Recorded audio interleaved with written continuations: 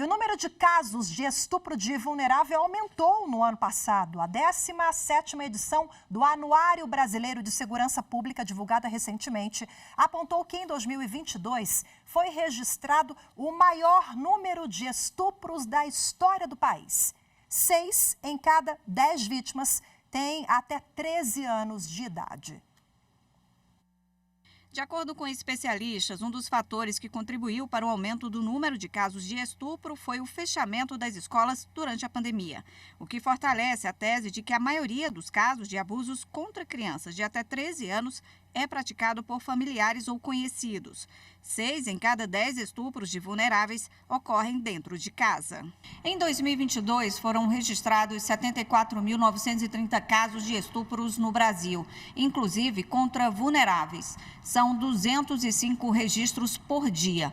O número desse tipo de crime no Brasil teve um aumento de 8,2% comparado ao ano de 2021, 6.045 a mais nas ocorrências. A maioria foi contra crianças de até 13 anos e, em mais da metade dos casos, negras. Segundo o anuário, outros crimes também aumentaram no último ano. Os casos de feminicídios, por exemplo, registraram um aumento de 6,1% em 2022 em relação ao ano anterior. 7 em cada 10 feminicídios também ocorreram dentro de casa.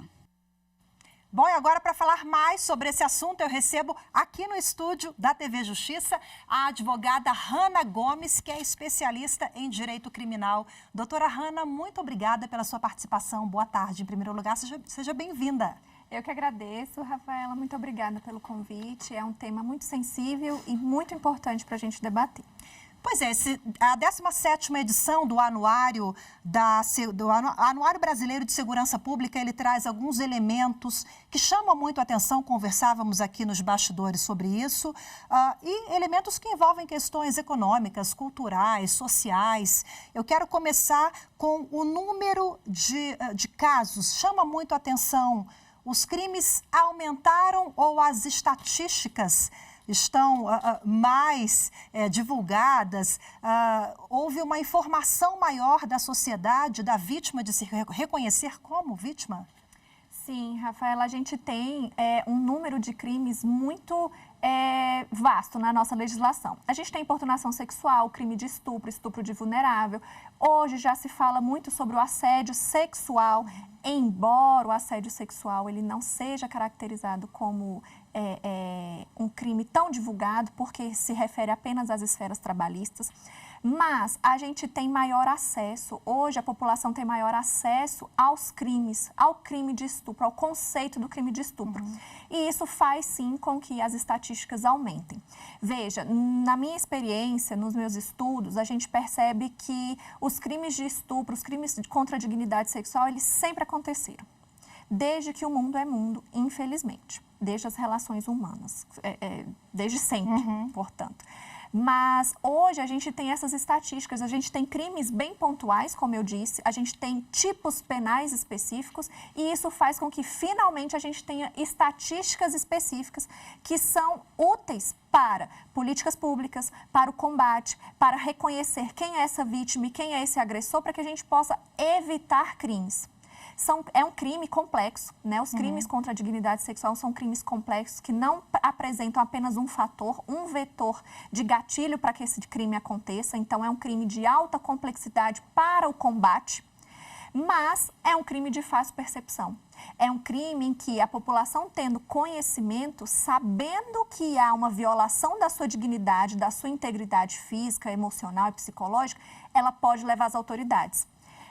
Doutora Hanna, a pesquisa aponta que houve um aumento muito expressivo na pandemia, o que só reforça que o crime ele ocorre dentro de casa. Infelizmente, Rafaela, a gente percebe pelos números, pelos estudos, que esses crimes acontecem dentro de casa.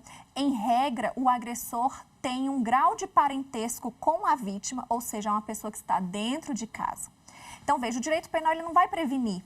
Né? Às vezes, a gente percebe um caso em que a criança dorme com o seu agressor por uma questão econômica e cultural de uma casa muito pequena, e aí dorme no mesmo quarto que o tio, que o primo, que o sobrinho mais velho.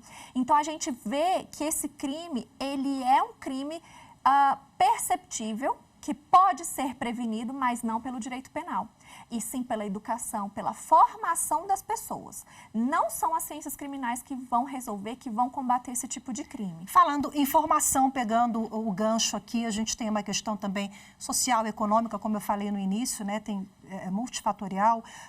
E tem um dado também que chama muita atenção, que a maioria das vítimas tem até 13 anos de idade. O que diz o direito sobre isso? É crime, é estupro, de qualquer forma, mesmo se for virtual? Porque a gente também tem esse fenômeno hoje, né? Isso, um dos fatores que aumentou as estatísticas foi a percepção dos crimes virtuais. Tá. Né? Não é porque é um crime contra a dignidade sexual que exige, é imprescindível, contato físico com a vítima. Então, a gente tem também os estupros virtuais. Numa jurisprudência já pacificada, é crime e vai ser punido. Mas dentro de casa, percebe-se que as crianças ficaram mais dentro de casa, os agressores, em regra, homens, passaram a ficar mais dentro de casa pelo desemprego, né, pela redução ali da carga econômica dessa pessoa. As famílias se juntaram por uma falta de um aluguel e aí juntaram-se 2, 3 famílias no mesmo ambiente familiar. E aí deu-se vazão a essa sanha agressiva, né, a essa falta de freio moral. E a idade tão reduzida, né? Porque são crianças. São crianças. As escolas e os hospitais, que eram os acessos a essa estatística, a esse crime, porque a professora percebia, no hospital vinha ali com uma ferida, com uma lesão, com um distúrbio, e aí o hospital percebia e fazia a notificação para as autoridades policiais. Esses ambientes foram fechados. A pandemia fez com que a criança deixasse de ir à escola e os hospitais ficassem com um atendimento reduzido. Então, as crianças foram trancafiadas dentro de casa junto com seus agressores. Agora, pós-pandemia, qual é a importância da sociedade, do envolvimento de um vizinho, de uma amiga, de alguém que está percebendo algum comportamento diferente ali naquela criança, porque a criança dá sinais, né? Sim, a proteção da criança e do adolescente, ela é uma proteção integral. O que isso quer dizer? A criança e o adolescente são protegidas de forma integral, ou seja, é dever dos pais, mas também de toda a coletividade. Então, todos nós que percebemos, que ouvimos dizer, que temos uma suspeita de que uma criança ou um adolescente está passando por uma situação de vulnerabilidade de violência, devemos notificar as autoridades policiais. Essa é a proteção integral, ou seja, dever dos pais e obrigação de toda a sociedade. Eu estou citando aqui crianças e adolescentes, mas a mulher também precisa de ajuda, muitas vezes, para se identificar como vítima também. A gente está falando sobre essa evolução, muitas já se identificam porque hoje temos novelas, filmes, né? A dramaturgia também se dedica muito a isso. É uma forma também de campanha, né? Para ajudar na identificação, porque muitas mulheres, por questões sociais, ainda tem aquela coisa de ficar ali à margem do marido, obediência, né? Então, essas cultural, mulheres religiosa. também, exatamente, essas mulheres também precisam. Eu escuto muito, Rafa, de que esse número de casos, essa mídia em cima desses casos faz aumentar o número de crimes. Não, faz aumentar as denúncias, faz aumentar a percepção da vítima enquanto vítima e, às vezes, até mesmo do agressor. Você sabia que é uma informação muito interessante, até polêmico. A pedofilia no Brasil não é crime.